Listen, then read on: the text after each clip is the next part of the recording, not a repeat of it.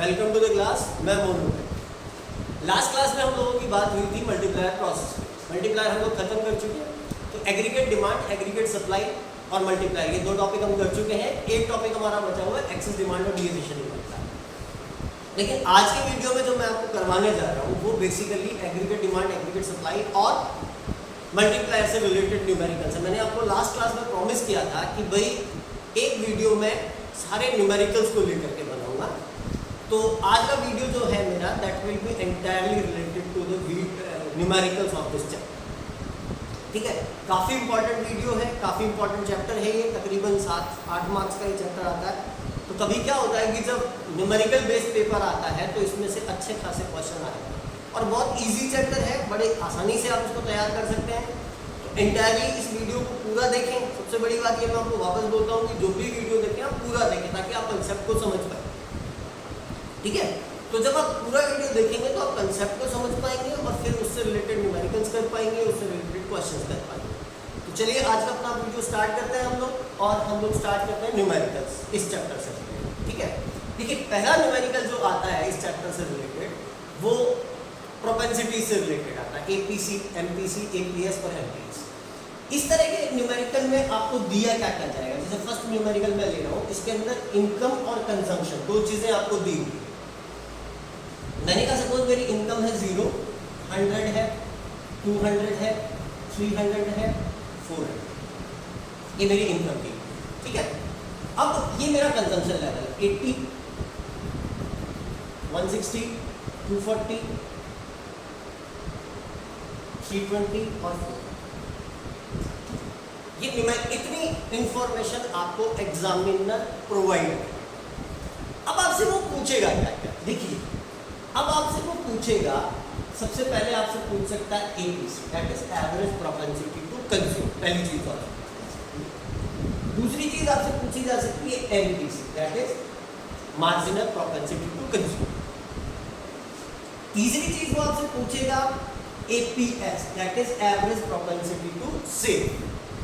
चौथी चीज वो आपसे पूछेगा MPS, that is marginal propensity to save. ये चार चीजें आपसे वो पूछेगा और लगभग 4 मार्क्स का क्वेश्चन भी आपको दिया जाएगा। तो ऐसे किसी भी क्वेश्चन को सॉल्व करने के लिए सबसे पहले जैसे जैसे आपको जो जो चीजें पूछी गई है वो चीजें निकालें। हम सबसे पहले निकालते हैं एपीसी। तो APC is what?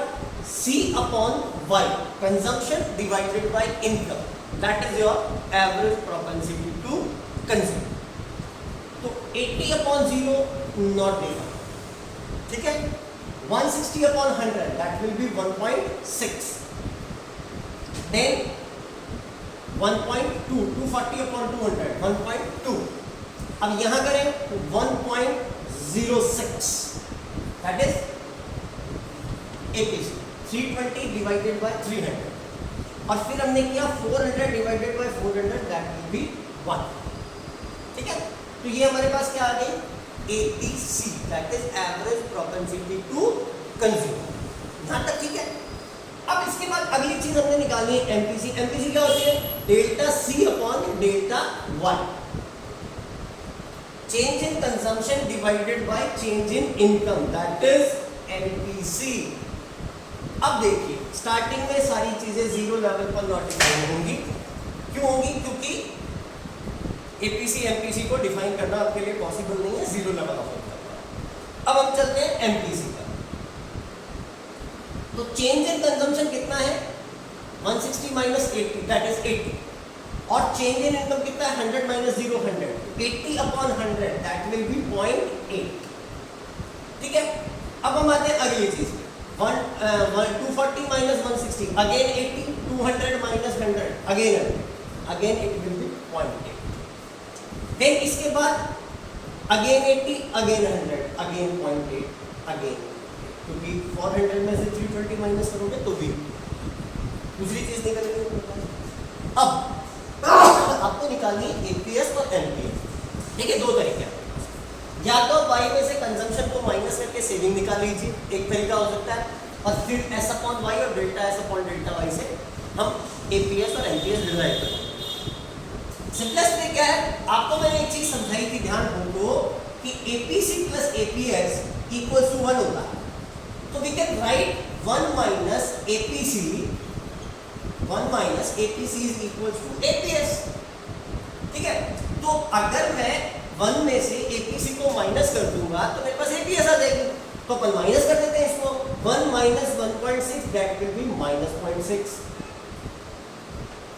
1 minus 1.2 that will be minus 0.2, 1 minus 1.06 minus 0.06 and 1 minus 1 will be 0. ये आ गया आपके पास APS।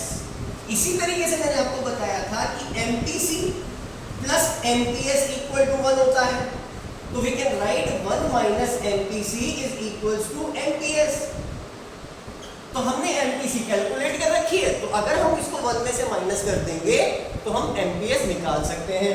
चलिए हम माइनस करते हैं, 1 minus 0.8 that will be 0.2, 1 minus 0.8 again that will be 0.2, 1 minus 0.8 again that will be 0.2 and 1 minus 0.8 again that will be 0.2। आ गया MPS। So simple, मतलब free के मार्क्स है। 4 स्टेप में आपने क्वेश्चन सॉल्व किया, आपके 4 नंबर पक्का।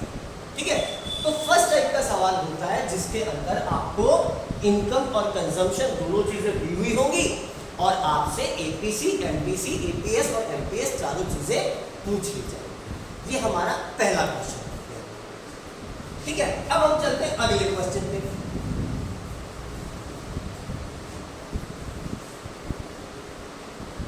अगले क्वेश्चन में वो आपको क्या देगा? वो आपको देगा कंजम्पशन की जगह सेविंग। चलिए, y दे दिया, s दे दिया, मैंने कहा 0 है, 100 है, 200 है, 300 है और 4। देखिए इनकम लेवल आपको कुछ भी दे सकता है, जरूरी नहीं इनके बीच में कांस्टेंट डिफरेंस हो। मैं कांस्टेंट ले रहा हूँ, इजी नेस के लिए। सेविंग दे दिया, मैंने कहा सेविंग है सपोज -20 है, 0 है, +20 है, या चलिए इसको थोड़ा सा बढ़ा लेते हैं, अजीब सा लगता है। -40 कर लिया, इसको 0 कर लिया, इसको 40 कर लिया, इसको 80 कर लिया, इसको 1 कर लिया। ठीक है, अब वापस वही 4 चीज़ें आपको निकालनी है। क्या क्या निकालना है?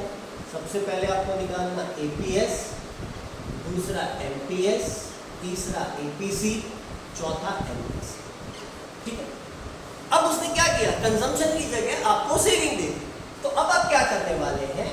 सबसे पहले एपीएस निकालेंगे, that will be calculated through S upon Y. तो भाई एस यहाँ तो 0 लेवल पर तो सब कुछ नॉट डिफाइंड हो जाएगा, भूल जाओ। अब चलते हैं 0 अपॉन 100 इट विल बी 0। ठीक है, यहां पे चलिए 40 अपॉन 200 दैट विल बी 0.2। ठीक है, 80 अपॉन 300 तो 0.32 6, फिर बच गया कितना बचा? 2 बच गया, 0.26 और ये हो गया 0.3। ये आ गई आपकी 21। ठीक है, कैसे निकाली? सेविंग को डिवाइड कर दिया इनकम के साथ। अब हम निकालते हैं MPS. MPS is what? Delta S upon delta Y. चलिए 0 minus -40 that will be 40, 100 minus 0 100, तो 40 upon 100 that will be 0.4, 40 minus 0 40, 200 upon 100 100, again 0.4, then again 0.4, then again. देखिए अगर इनके बीच में डिफरेंसेस कॉमन हुआ इनकम और सेविंग के बीच में तो ये कांस्टेंट ही आएगी और अलग अलग हुआ तो अलग अलग। अब हमने निकाली एपीसी, 1 माइनस एपीएस, एपीसी निकल जाएगी। तो भाई ये आपका एपीएस पड़ा है, 1 minus 0 that will B 1, 1 minus 0.2 0.8, 1 minus 0.6 0.74 and that will B 0.7। ठीक है, एक में से अपन ने क्या कर दिया? इस एपीएस को माइनस कर दिया। ठीक है, अब नेक्स्ट में चलते हैं एमपीसी। एमपीसी कैसे निकलेगी? 1 माइनस एमपीएस। ठीक है, तो 1 माइनस एमपीएस करेंगे तो 1 minus 0.4 that will B 0.6, 1 minus 0.4 that will B 0.6, 1 minus 0.4 that will B 0.6, 1 minus 0.4 that will B 0.6। खत्म। सो सिंपल, कुछ ही नहीं लगा आपको। अपने को सिर्फ गुण भाग देना आना चाहिए, माइनस करना आना चाहिए, इतने में आपका क्वेश्चन सॉल्व हो जाएगा। या हमने एपीसी एमपीसी एपीएस एमपीएस के फॉर्मूले का, ठीक है। ये क्वेश्चन हो गया दूसरी तरह का जो एपीसी एमपीसी से रिलेटेड पूछा जा सकता है। अब इसके बाद हम अगले का, इसी में अगले टाइप का क्वेश्चन देखते हैं। एक क्वेश्चन और होगा, उसके बाद हम लोग नेक्स्ट चीज पूछेंगे, ठीक है। आपको कई बार वो क्या करेगा, अगर बहुत ज्यादा कॉम्प्लिकेटेड पेपर दिया गया, जैसे जनरली नहीं देता है, इन केस दे दिया जाए, तुम्हारी तकदीर खराब है, तुम्हारे कर्म खराब है, उस सिचुएशन में कोई बहुत ज्यादा कॉम्प्लिकेटेड क्वेश्चन मेरे पे आ गया, तो अगला किस तरीके का क्वेश्चन देगा। अगले ने आपको कहा कंजम्पशन की इक्वेशन है 100 प्लस 0.81, ठीक है। अब आपसे कहा गया एपीसी भी निकालो, एमपीसी भी निकालो, एपीएस भी निकालो, एमपीएस भी निकालो, सब निकालो। तो ऐसे केस में आपको क्या करना है, देखिए थोड़ा सा शांति से समझ लीजिएगा इस चीज को। हमारे पास दिक्कत क्या है, अभी तक के क्वेश्चंस में कंजम्पशन और इनकम या कंजम्पशन और इनकम और सेविंग आपको दी हुई थी, यहाँ पे वो नहीं दिया, यहाँ पे आपको इक्वेशन पकड़ा दी अगले बंदे ने। तो इक्वेशन पकड़ा दी तो पहले हमें कंजम्पशन और इनकम निकालने पड़े। तो हम क्या करेंगे, y और c सबसे पहले निकालेंगे, y के लेवल अज्यूम करते जाइए और कंजम्पशन के वैल्यूज कैलकुलेट करते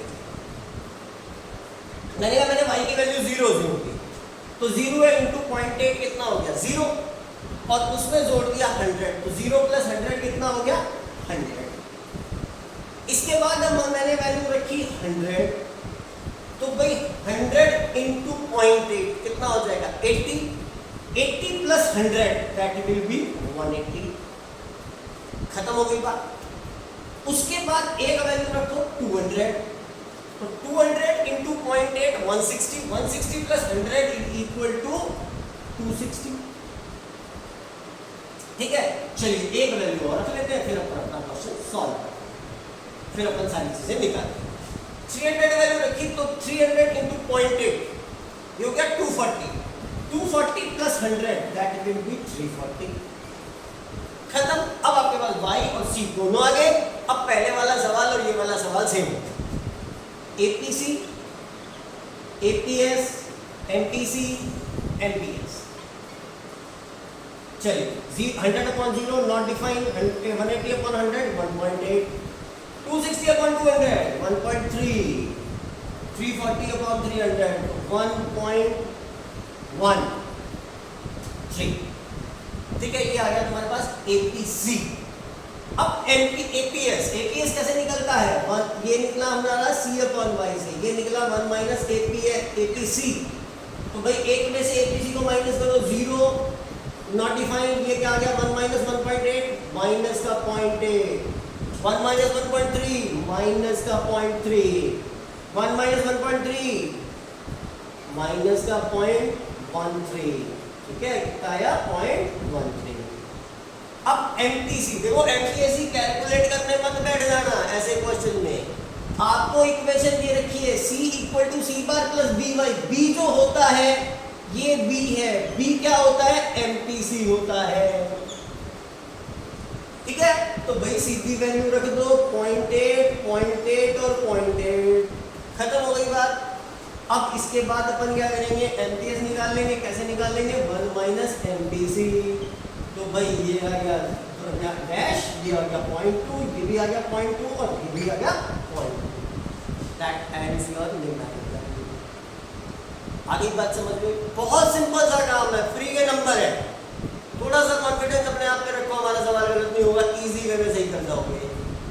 आगे बात समझ में, चलिए अब हम बढ़ते हैं आगे। ये तो क्वेश्चंस रहे एपीसी एमपीसी एपीएस और एमपीएस से रिलेटेड। अब मामला आता है मल्टीप्लायर से रिलेटेड क्वेश्चंस का। तो भाई देखो, सबसे पहला काम क्या करेंगे, सबसे पहले तरह का जो क्वेश्चन देगा आपको वो सिंपल सा क्वेश्चन, जो सबसे सिंपल होता है, 1 मार्क्स से ज्यादा का नहीं है। वो क्वेश्चन क्या होगा, आपको डेल्टा आई भी दे दिया जाए, इन्वेस्टमेंट में चेंज है मान लिया 100 का, और डेल्टा वाई यानी कि इनकम में चेंज है मान लिया 500 का, ठीक है। Delta I is what, change in investment, delta Y क्या है, चेंज इन इनकम। ऐसे केस में आपसे मल्टीप्लाई पूछा जाए, सिंपल सा काम करो, दिमाग लगाना ही नहीं है, delta Y upon delta I, ठीक है। तो डेल्टा वाई कितना हो गया 500 डेल्टा आई कितना हो गया 100, आंसर विल बी 5। तो k की वैल्यू आ गई 5, कार्यक्रम समाप्त।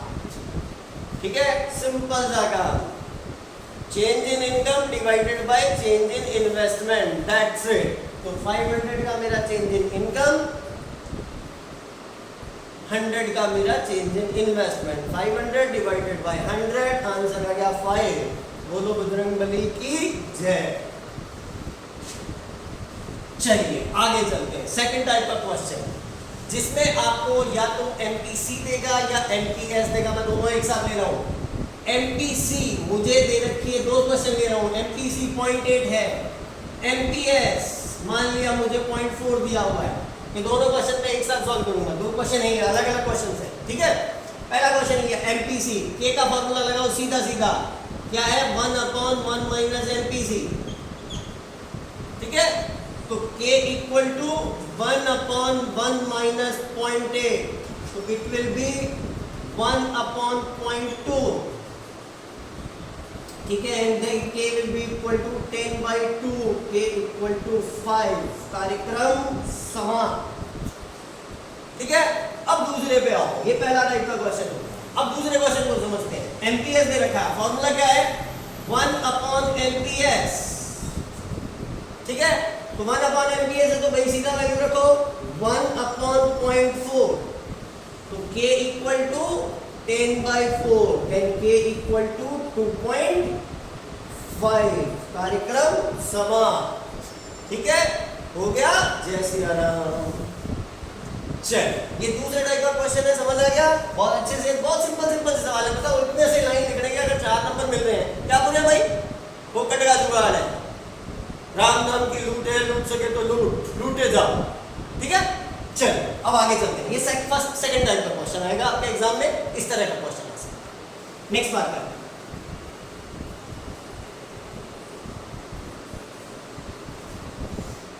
चार टाइप के क्वेश्चन होते हैं, दो टाइप के करवा चुका, दो टाइप के और हैं।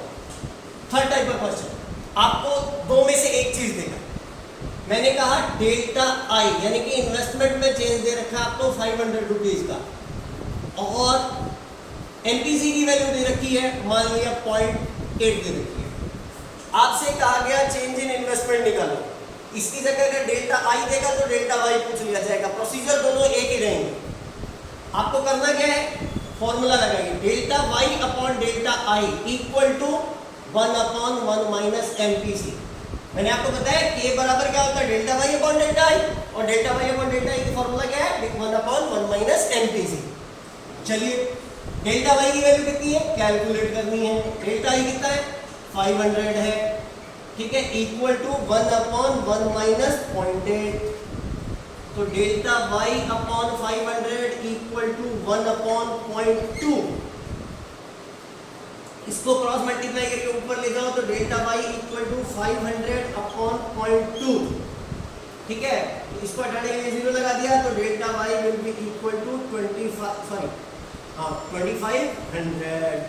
ये आपका आंसर आ जाएगा। ठीक है, बताओ क्या दूर है? कुछ नहीं, नथिंग है, सिंपल सा जुगाड़ है। हमने इस फॉर्मूले में जो जो वैल्यू दे रखी थी वो वैल्यू हमने रख दी और सीधी कैलकुलेशन करके हम इसको निकाल लेंगे। अब अगर एमपीसी की जगह एमपीएस दिया हुआ होता तो क्या करते? मान लिया यही क्वेश्चन ऐसे होता कि डेल्टा वाई दे रखा आपको, मैंने कहा 400 का, या मान लिया मैंने कहा 2000 का, और एमपीएस दे रखा है आपको मान लिया 0.4 दिया हुआ है।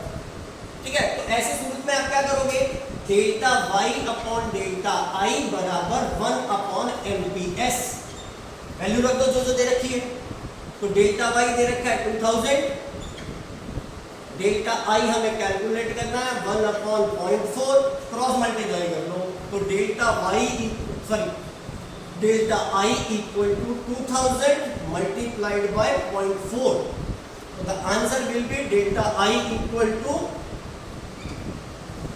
800। ये आपका दूसरे टाइप का क्वेश्चन हो गया। अगर डेल्टा वाई और आई और एमपीसी दे रखे तो ऐसे करना है, और ये वैल्यू दे रखी हो तो ऐसे सॉल्व करना है इसको। आ गया समझ में? चलिए, ये हमारा हो गया तीसरे टाइप का क्वेश्चन, और चौथे टाइप का जो क्वेश्चन होगा वो और ले लेते हैं।